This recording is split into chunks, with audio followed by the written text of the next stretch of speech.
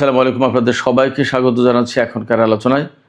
আপনাদের সঙ্গে আছি আমি সিরাজুল ইসলাম। দর্শক, ইরান এবং আমেরিকার মধ্যে অঘোষিতভাবে যুদ্ধবিরতি চললেও ইরান বলছে হরমুজ প্রণালীতে ইরানের অবস্থানে কোনো পরিবর্তন আসেনি। তার মানে হরমুজ প্রণালী যে বন্ধ আছে বন্ধই থাকবে, আমেরিকার জন্য খুলবে না এবং ইরানের মতো করে চলতে হবে, এর বাইরে কোনো কথা নেই। অর্থাৎ হরমুজ প্রণালী যুদ্ধের আগে যে অবস্থায় ছিল সেই অবস্থায় আর যাবে না। এপাশে বিভিন্নভাবে আমেরিকার পক্ষ থেকে যে দাবি করা হচ্ছে যে আমেরিকা ইরানের সাথে যুদ্ধবিরতি শান্তি আলোচনা চালাচ্ছে, ইরানের পক্ষ থেকে পরিষ্কার করে বলা হচ্ছে এই ধরনের কোনো উদ্যোগের সাথে ইরান নেই। শুধু তাই না, ইরান বলেছে যে নতুন কোনো রকমের যদি হামলা হয় তাহলে তার পরিণতি হবে ভয়াবহ।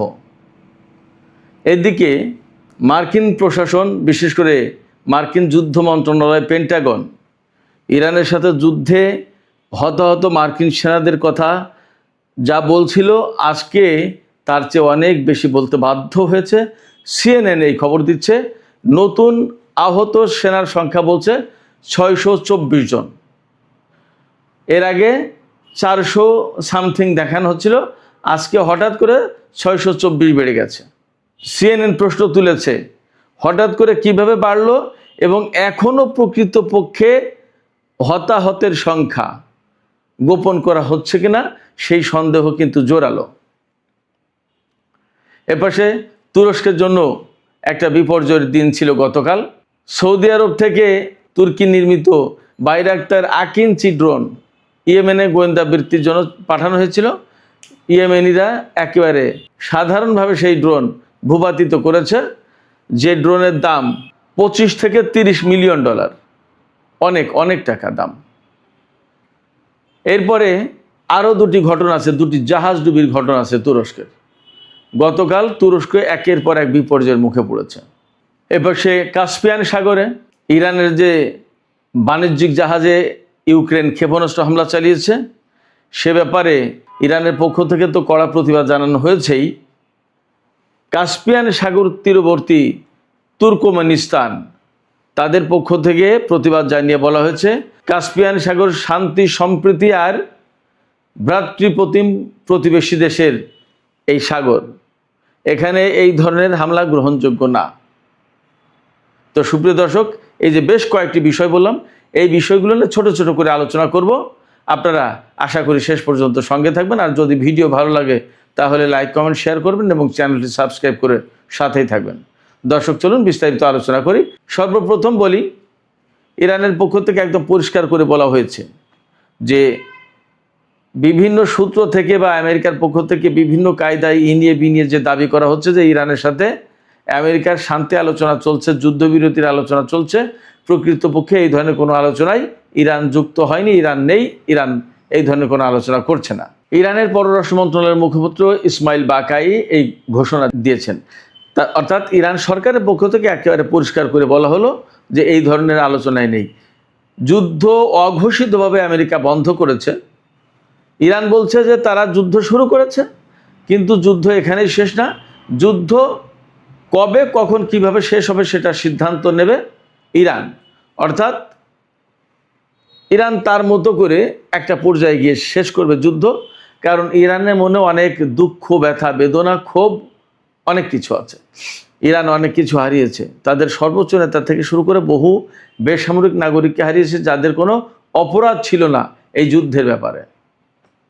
অতএব ইরান কবে, কখন, কিভাবে প্রতিশোধ নেবে আর কবে, কখন, কিভাবে যুদ্ধ শেষ করবে সেই সিদ্ধান্ত ইরানের পক্ষ থেকে আসবে। ইরান আরও বলেছে যে যখনই তেলের দাম বেড়ে যায় তখনই ডোনাল্ড ট্রাম্প তাড়াতাড়ি আলোচনায় বসার ব্যবস্থা করে।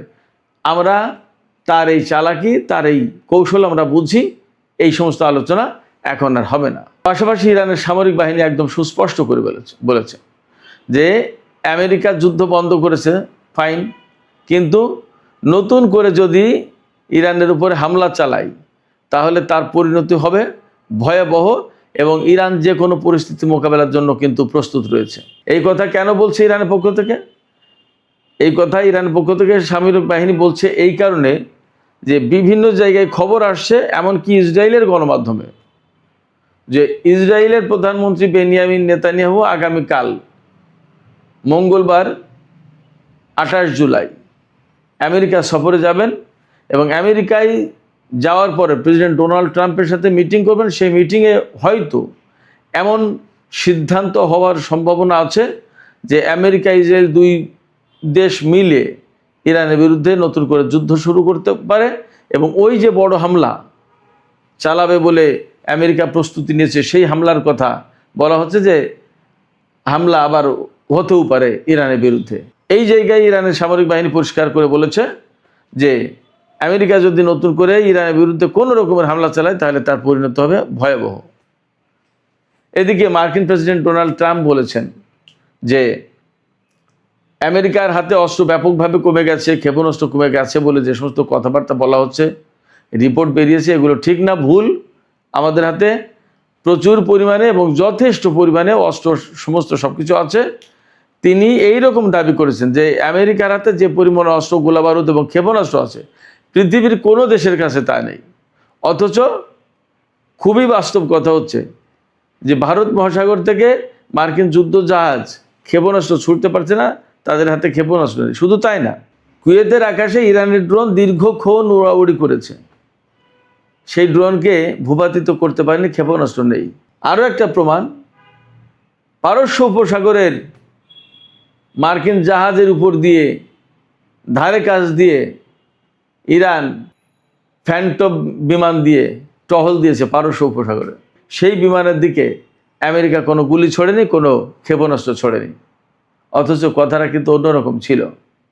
এবং অনেক জায়গায় রিপোর্ট বেরিয়েছে যে কাতারের আল উদেইদ ঘাঁটি এবং সংযুক্ত আরব আমিরাতের আল জাফরা ঘাঁটি খালি করে দিয়েছে, এখান থেকে বিমান এবং সেনাদেরকে সরিয়ে নিয়েছে আমেরিকা। শুধু তাই না, জর্ডানের কয়েকটা ঘাঁটি এরকমভাবে খালি করেছে বলে রিপোর্ট বেরিয়েছে। এখন মার্কিন প্রেসিডেন্ট ডোনাল্ড ট্রাম্প এই মুহূর্তে বলতেই পারেন, কারণ তিনি যেহেতু কমান্ডার ইন চিফ, তার দেশের ভাবমর্যাদা এবং সামরিক অবস্থান ধরে রাখার জন্য তিনি তো কত কথাই বলবেন। কিন্তু সিএনএন বলছে ভিন্ন রিপোর্ট। আজকেই এখনই সিএনএনের ওয়েবসাইটের লিড নিউজ হচ্ছে যে ট্রাম্প মুখে সমস্ত কথা বলছেন ঠিকই, কিন্তু তিনি যে কাজ করতে যাচ্ছেন সেই জায়গায়, অর্থাৎ প্রতিটি বাঁকে বাঁকে তার জন্য বিপদ আসছে। যুদ্ধ থেকে বেরিয়ে যাওয়ার কোনো কৌশল তার কাছে নেই। এটা আমার কথা না, এটা মার্কিন গণমাধ্যমের কথা। আর এই যে ক্ষেপণাস্ত্র কমে গেছে, অস্ত্র কমে গেছে, এটা আমি বলছি না, মার্কিন গণমাধ্যমে CNN, new York Times, Wall Street journal, এই সমস্ত বড় বড় বিখ্যাত পত্রিকা তারাই বলেছে। অতএব ডোনাল্ড ট্রাম্পের হাতে বা আমেরিকার হাতে কতটুকু অস্ত্র আছে আর কতটুকু নেই তাদের গণমাধ্যমের খুব ভালো করে জানার কথা। তাদের গণমাধ্যমে এই যুদ্ধের ব্যাপারে যে সমস্ত কথাবার্তা বলেছে তার অনেক কিছুই তো ঠিক। যেমন এই যে হতাহতের কথা, মার্কিন গণমাধ্যমে বহুদিন ধরে সন্দেহ প্রকাশ করে আসছে। তারা বলছে যে পেন্টাগন বা যুদ্ধমন্ত্রী পিট হেগসেথ যে বলছে এতজন সেনা নিহত হয়েছে আর এতজন আহত হয়েছে, কিন্তু প্রকৃত সংখ্যা, হতাহতের সংখ্যা এর চেয়ে আরও অনেক বেশি। এখন আজকে যে তারা নতুন করে আপডেট করলো হতাহতের সংখ্যা, তাতে বলেছে নিহত 18 জন আর আহত 624 জন। কিন্তু সিএনএন এখানে বলছে যে এই সন্দেহ ব্যাপক জোরালো, যে এই সংখ্যা আরও বেশি হবে প্রকৃত সংখ্যা।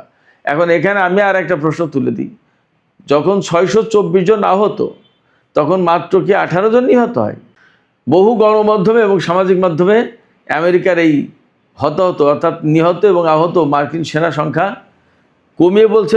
এই ব্যাপারে তারা সন্দেহ প্রকাশ করেছে এবং তাদের সন্দেহ তো অমূলক নয় যে আজকে হঠাৎ করে এতজন বেড়ে গেল কী করে আহত সেনার সংখ্যা। অনেক তথ্য আছে যে তথ্য আসলে আমেরিকা গোপন করছে। তাদের পরিস্থিতি আসলে যথেষ্ট নাজুক। এখন ইসরায়েলি প্রধানমন্ত্রী নেতানিয়াহু আমেরিকায় যাওয়ার পরে যদি ইরানের বিরুদ্ধে নতুন করে হামলা এবং বড় যুদ্ধ শুরু করার চিন্তা করতেই পারে, এবং এমন আশঙ্কা কিন্তু কম না। যদি করে তাহলে পরিস্থিতি আসলে খারাপ হবে। এবং আমি সবসময় বলছি, মধ্যপ্রাচ্যের যে পরিস্থিতি আমেরিকার, তাতে সম্ভবত তাদের আর এই সমস্ত ঘাঁটিতে টিকে থাকার অবস্থা নেই। এরপরেও যদি তারা নতুন করে যুদ্ধ শুরু করে তাহলে যথেষ্ট আশঙ্কা আছে আমেরিকার ঘাঁটিগুলোর আরও খারাপ অবস্থা এবং একদম মানে পতন বলতে যা বোঝায় তাই হওয়ার আশঙ্কা আছে। এটা আমার ব্যক্তিগত বিশ্লেষণে আসে। ইরান আরেকটি ঘোষণা দিয়েছে যে হরমুজ প্রণালীতে ইরানের যে অবস্থান ছিল তাই আছে, এতে পরিবর্তন হচ্ছে না। অর্থাৎ ইরান বলেছে কি যে হরমুজ প্রণালী আমাদের, এটা আমরা ম্যানেজমেন্টের দায়িত্বে থাকবো, টোল নেব কি নেব না সেটা আমরা সিদ্ধান্ত নেব, কোন পথে জাহাজ চলাচল করবে সেটা আমরা ঠিক করে দেবো, এর বাইরে কোনো কথা হবে না, এখানে কর্তৃত্ব নেতৃত্ব আমাদের হাতে থাকবে। এই জায়গা থেকেই ইরান সরেনি, বলছে যে আমাদের অবস্থান ঠিক আছে এবং হরমুজ প্রণালী একেবারে নির্দ্বিধায় সবাই যাতায়াত করতে পারবে, গড়ের মাঠ ওপেন টু অল, নো, এরকম থাকবে না। বলেছে যে যুদ্ধের আগে হরমুজ প্রণালী যেমন ছিল তেমন আর কখনো কোনো দিন হবে না এবং এখানে কার জাহাজ যাবে, কোন জাহাজ কত টোলে যাবে, কোন পথে যাবে, সমস্ত সব কিছু ইরান নির্ধারণ করবে বলছে। সাম্প্রতিক দিনের যে যুদ্ধটা, এই যুদ্ধটা কিন্তু বেসিক্যালি হরমুজকে কেন্দ্র করে। হরমুজ প্রণালী দিয়ে ইরান বলেছে যে এই রুটে জাহাজ চলাচল করবে, আর আমেরিকা বলছে যে না, এই আর একটা ওমান উপকূলের দিক দিয়ে একটা রুট, বলছে যে এই রুটেও জাহাজ চলাচল করবে। সেখানে মাইন পেতে রেখেছে ইরান, গেলে জাহাজ গেলে কোনোটার মাইনে বিস্ফোরণ হচ্ছে আর কোনোটার উপর ইরান হামলা চালাচ্ছে, ক্ষেপণাস্ত্র হামলা, ড্রোন হামলা। আমেরিকা সে সমস্ত জাহাজের নিরাপত্তা দিতে পারছে না, ফলে হরমুজ প্রণালী কোনো মতেই সিকিউর না। এখন ইরানের কথা মতো চললে সিকিউর, না চললে সিকিউর না। ইরান যে পথে চলতে বলছে জাহাজগুলোকে, সেই পথে গেলেই শুধুমাত্র জাহাজ নিরাপদে যাওয়া আসা করতে হচ্ছে, এছাড়া না। অতএব হরমুজ প্রণালী এলাকায় ইরানের কর্তৃত্ব এই মুহূর্তে চ্যালেঞ্জ করে আমেরিকা যে নতুন কিছু একটা করবে, এখনও পর্যন্ত এরকম অবস্থা হয়নি। এরকম অবস্থা হবে কিনা সেটাও একটা প্রশ্ন। এর মধ্যে হরমুজ প্রণালীতে গতকাল তুরস্কের একটি তেলবাহী জাহাজ মাইন বিস্ফোরণে ধ্বংস হয়েছে। এপাশে সৌদি আরবের কাছে তুরস্ক বাইরাক্তার আকিঞ্চি নামে খুব দামি মূল্যবান ড্রোন বিক্রি করেছিল। সেই ড্রোন ইয়েমেনের আকাশে গোয়েন্দা বৃত্তি করতে গেছে আল জাওফ প্রদেশে। সেখানে ইয়েমেনের হুতি যোদ্ধারা বা সেনারা তারা খুব সাধারণভাবে সেই ড্রোনকে ভূপাতিত করেছে। এই ড্রোনটার দাম হলো 25 থেকে 30 মিলিয়ন ডলার, তার মানে 2.5 কোটি থেকে 3 কোটি ডলার, অনেক টাকা দাম এবং বেশ বড়। 1500 কেজি বিস্ফোরক বহন করতে পারে এই ড্রোন। 1500 কেজি মানে 1.5 টন, 33.5 মণ। আর 24 থেকে 30 ঘন্টা এক টান আকাশে উঠতে পারে, 40,000 ফুট উচ্চতা, অনেক উপর দিয়ে এই ড্রোন উড়তে পারে, খুব আকারে বড় ড্রোন। সেই ড্রোন ভূপাতিত করেছে। তুরস্কের জন্য এটা একটা সেটব্যাক, একটা দুঃস্বপ্নের দিন, খারাপ সময়। আর একটা ঘটনা ঘটেছে কৃষ্ণ সাগরে। ইউক্রেনের ওডেসা বন্দর থেকে তুরস্কের মালিকানাধীন একটি জাহাজ গিনি বিসাউয়ের পতাকা বহন করছিল, হয়তো কোনো পণ্য নিয়ে ওই জাহাজটা যাচ্ছিল কৃষ্ণ সাগর দিয়ে। বলা হচ্ছে রাশিয়ার ক্ষেপণাস্ত্রের আঘাতে সেই জাহাজ ডুবে গেছে এবং বেশ কয়েকজন নাবিক হতাহত হয়েছে। রাশিয়া বলছে যে আমাদের ক্ষেপণাস্ত্রে এই ধরনের ঘটনা ঘটেনি, বাট কৃষ্ণ সাগরে তুরস্কের একটা জাহাজ ডুবে গেছে, এটা বাস্তব কথা। তার মানে গতকাল তুরস্কের জন্য ভারী খারাপ সময় গেছে। হরমুজ প্রণালীতে জাহাজ বিধ্বস্ত, কৃষ্ণ সাগরে ক্ষেপণাস্ত্রের আঘাতে জাহাজ ডুবে গেছে, আর ইয়েমেনের আকাশ থেকে তুর্কি নির্মিত সৌদি আরবের মালিকানাধীন ড্রোন বিধ্বস্ত। তুরস্কের জন্য কোনো খবরই ভালো ছিল না। আরেকটি বিষয়, ছোট্ট বিষয়, আমি একটু কথা বলে শেষ করি।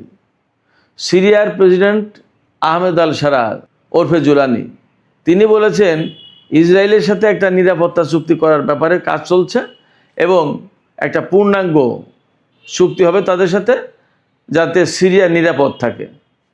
ভাবতে পারেন খবরটা কি? ইসরায়েলের সাথে সিরিয়া নিরাপত্তা চুক্তি করে সিরিয়ার নিরাপত্তা নিশ্চিত করবে। অথচ আরব বিশ্বে একমাত্র দেশ ছিল সিরিয়া যারা ইসরায়েলকে স্বীকৃতি দিয়ে তার সাথে কোনো রকমের সম্পর্ক রাখার ব্যাপারে সবচেয়ে সিরিয়াস ছিল, রাখতে চাইতো না, রাখেনি।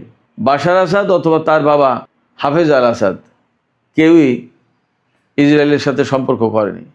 আর তুর্কি সমর্থিত ইসলামপন্থী সরকার ক্ষমতায় এসে ইসরায়েলের সাথে এখন পূর্ণাঙ্গ সামরিক এবং নিরাপত্তা চুক্তি করতে যাচ্ছে। বুঝতেই পারেন পরিস্থিতি কোথায়, কতটা দৈন্যদশা হলে এইগুলো করে। এবং তুরস্কি সমর্থিত সিরিয়ার সরকার কিন্তু তুরস্ক রাত দিন ইসরায়েলের বিরুদ্ধে যুদ্ধ করে বলে ঘোষণা দেয়। আর তার প্রিয় ভাজন যে তুরস্ক এই আহমেদ আল সারাকে সিরিয়ার ক্ষমতায় বসিয়েছে, তার প্রিয় ভাজন প্রেসিডেন্ট আহমেদ আল সারা ইসরায়েলের সাথে চুক্তি করতে যাচ্ছে। পরিস্থিতি এই। সুপ্রিয় দর্শক, এখনকার আলোচনা এখানে শেষ করতে চাই। আলোচনা শেষের আগে আমি আপনাদের কাছে প্রশ্ন করি, আসলে CNN যে খবর দিচ্ছে হঠাৎ করেই আমেরিকার প্রতিরক্ষা দপ্তর বা যুদ্ধ মন্ত্রণালয় পেন্টাগন তারা বলল যে 624 জন আহত হয়েছে ইরানের সাথে যুদ্ধ করতে গিয়ে, হঠাৎ করে বেড়ে গেল। তারপরেও তারা বলছে যে মার্কিন সেনা যে নিহত হয়েছে এবং আহত হয়েছে এই সংখ্যা এখনও কমিয়ে দেখা হচ্ছে বলে যথেষ্ট সন্দেহ আছে। আপনাদের কি মনে হয়? আপনারাও কি সন্দেহ করেন যে আসলে আমেরিকা কমিয়ে বলছে? আপনাদের মতামত জানিয়ে কমেন্টে লিখতে পারেন। আর ভিডিও ভালো লাগলে লাইক কমেন্ট শেয়ার করবেন এবং চ্যানেলটি সাবস্ক্রাইব করে সাথেই থাকবেন।